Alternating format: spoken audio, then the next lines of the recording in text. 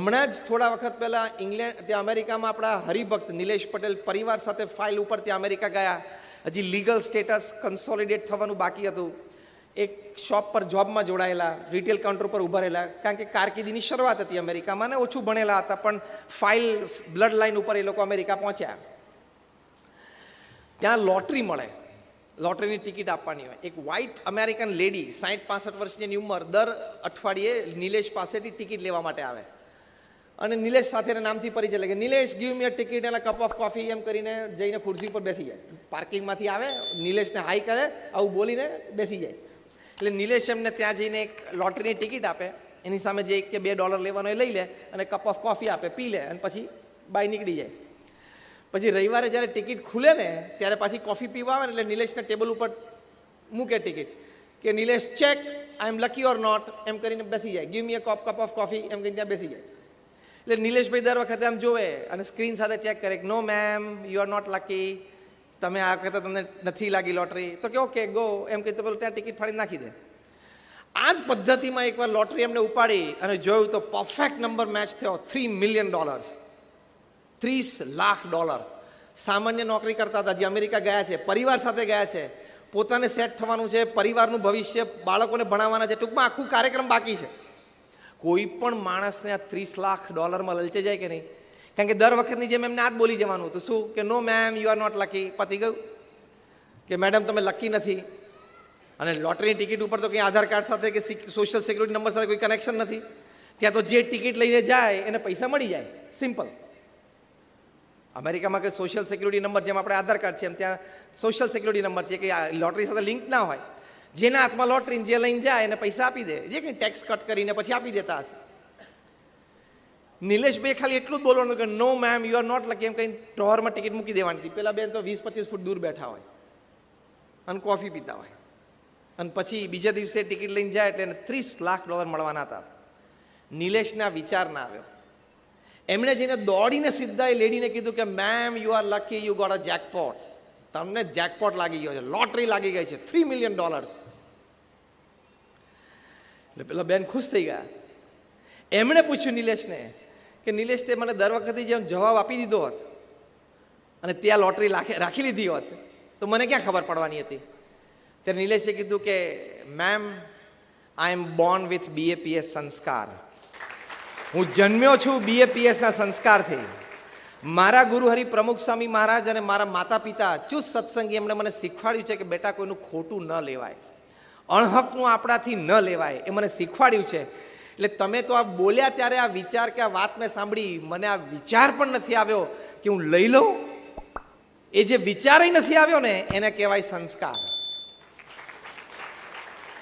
એટલે આજે 10,000 માઇલ દૂર શનિવારે સવારે આપણે આ પ્રસંગ સાંભળીને આપણે બધા ખુશ થયા, તાલી પાડીને થોડીક આપણને પ્રેરણા મળી.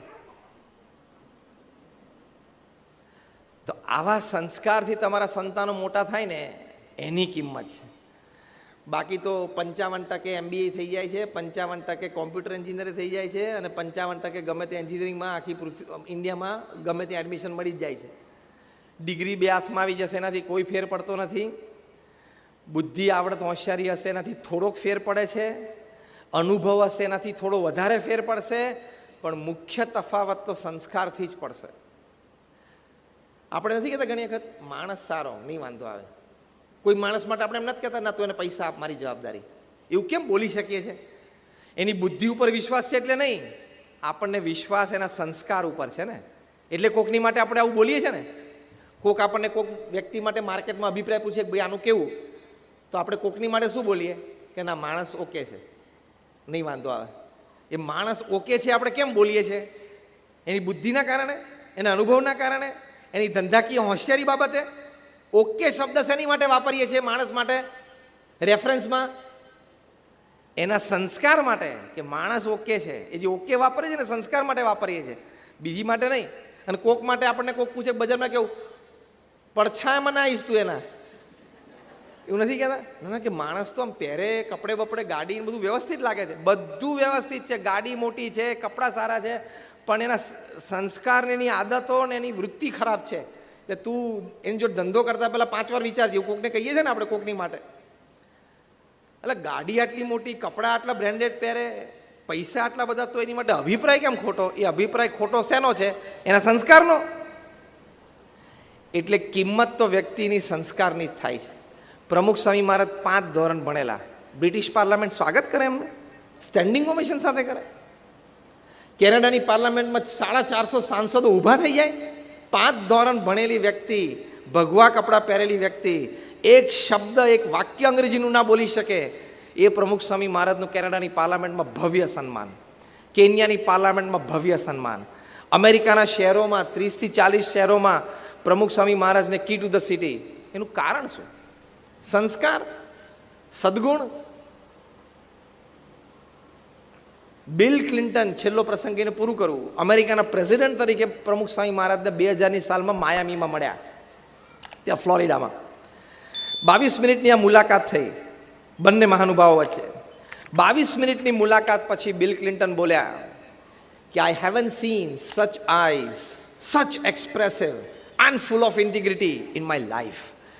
મેં મારી જિંદગીમાં આટલી પ્રભાવશાળી આંખો, અને જે આંખોમાં ઇન્ટિગ્રિટી એટલે પ્રામાણિકતા, વફાદારી, કાર્યનિષ્ઠા, બધાને સાથે લઈને ચાલવાની ભાવના, આ મેં ક્યારેય જોયું નથી.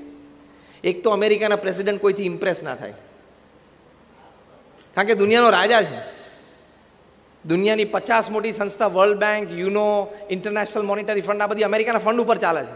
અમેરિકાનો ડોલર પાવર બંધ કરી દે ને આ બધાને, એટલે 50 મોટી સંસ્થા દુનિયામાં બધાની હવા નીકળી જાય. અને અમેરિકાનો R&D પાવર, એનો મિલિટરી પાવર ટ્રેમેન્ડસ છે. એનો પ્રમુખ કોઈથી ઇમ્પ્રેસ થાય? પણ આ ઇમ્પ્રેસ થયો. અને ઇમ્પ્રેસ થાય એટલું નહીં, પાછા વ્યક્ત થાય. નહીં તો ઘણી વખત ઇમ્પ્રેસ થાય પણ વ્યક્ત ના થાય, કારણ કે વચ્ચે ઈગો આવી જાય. આ બાજુ અમેરિકાના બિલ ક્લિન્ટન, કેરિઝમેટિક પ્રેસિડેન્ટ. અમેરિકાના તમે પ્રથમ 5 પ્રેસિડેન્ટ લો, George Washington, John F Kennedy, Ronald Reagan, Abraham Lincoln, એ કક્ષામાં બિલ ક્લિન્ટન આવે. 6 ફૂટ 2 ઇંચની હાઇટ, ટોલ, એકદમ બ્રોડ ચેસ્ટેડ, એકદમ સ્માર્ટ, કેટલા હેન્ડસમ દેખાય છે. બિલ ક્લિન્ટન જ્યારે પ્રેસિડેન્ટ હતા ને, એમની ઉંમર 70 વર્ષની હતી, પણ તમને લાગે શું હેન્ડસમ પર્સનાલિટી છે, લાગે કે અમેરિકાના પ્રેસિડેન્ટ છે. એક ભગવાધારી સંત, એ 80 વર્ષના પ્રમુખ સ્વામી મહારાજ, એક અંગ્રેજીમાં વાક્ય બોલે નહીં, એનાથી ઇમ્પ્રેસ થાય. અને પ્રમુખ સ્વામી મહારાજ તો છેલ્લે બિલ ક્લિન્ટનનો હાથ પડીને કીધું, સાહેબ અમારું ગાંધીનગર અક્ષરધામ જોવા આવજો. કારણ કે પ્રમુખ સ્વામી ગુજરાતી બોલતા હતા, અંગ્રેજી એક શબ્દ બોલે નહીં. વચ્ચે અમારા અમૃતનંદન સ્વામી હતા, એ ભાષાંતર દુભ્યાસ્યા તરીકે. પ્રમુખ સ્વામી ગુજરાતી બોલે, ઇંગ્લિશ કરે. બિલ ક્લિન્ટન ઇંગ્લિશ બોલે, પ્રમુખ સ્વામી મહારાજ માટે ગુજરાતી કરે. એટલે 22 મિનિટની મુલાકાતમાં આમ તો 8 મિનિટની જ ગણવાની, 2 વે ચાલતું હતું. એટલે પ્રમુખ સ્વામી મહારાજે બહુ પ્રેમથી બિલ ક્લિન્ટનનો હાથ પકડીને કહ્યું, સાહેબ અમારું અક્ષરધામ જોવા માટે આવજો. જ્યારે અમૃતનંદન સ્વામી કીધું કે he is inviting you to visit our Swaminarayan Akshardham at Gandhinagar, Bill Clinton તરત બોલ્યા, અમેરિકાના પ્રેસિડેન્ટ તરત જ બોલ્યા કે when he is inviting I will come. એ જ્યારે ઇન્વાઇટ કરે છે હું આવીશ, અને આવ્યા. આ સંસ્કારની ઇમ્પેક્ટ. બાકી અમેરિકાના પ્રમુખ ઇમ્પ્રેસ થાય એવું લૌકિક દ્રષ્ટિએ કાંઈ પ્રમુખ સ્વામી મહારાજમાં સ્થૂળ દેખાય નહીં.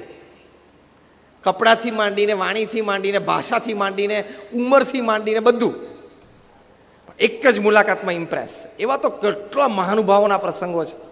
એનું કારણ શું? સંસ્કાર અને સદગુણ. એટલે આપણે બધા પર્સનાલિટી માટે પ્રયત્ન કરીએ છીએ, branded clothes and branded glasses and branded જ્વેલરીને. એની માટે તમે કરો એનો વાંધો નથી, પણ કેરેક્ટર માટે પણ પ્રયત્ન કરવાનો. At the end of the day impact is of character.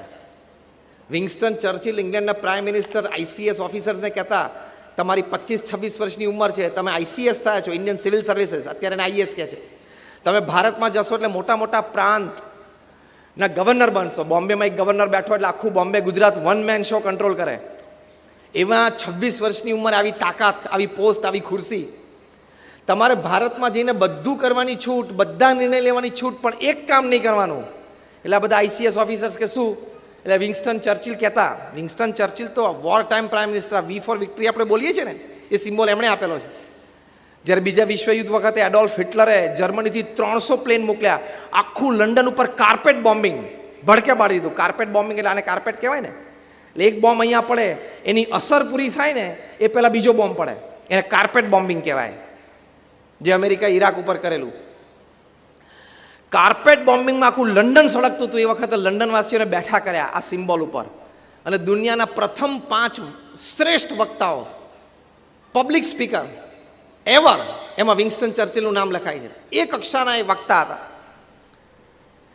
આટલા બહાદુર હિટલરની સામે ઊભા રહ્યા. પણ એ આઈસીએસ ઓફિસરે શું કે, બધું કામ તમારે ભારતમાં કરવાની છૂટ, નિર્ણય લેવાની છૂટ, પણ એક કામ નહીં કરવાનું. એટલે આ લોકો કે વોટ? એટલે વિન્સ્ટન ચર્ચિલ કે don't talk to Gandhi and સરદાર. આ 2 જણા સાથે તમારે વાત નહીં કરવાની. એટલે પેલા બધા કે વાય? એક તો એને ગાંધી શબ્દ બોલતા આવડે નહીં આ બ્રિટિશરને. એટલે હુ ઇઝ મિસ્ટર ગાંધી, ગાંધાય? એટલે એને પહેલાં તો શીખવાડવું પડે, ગાંધી શબ્દ બોલતા શીખવાડવો પડે.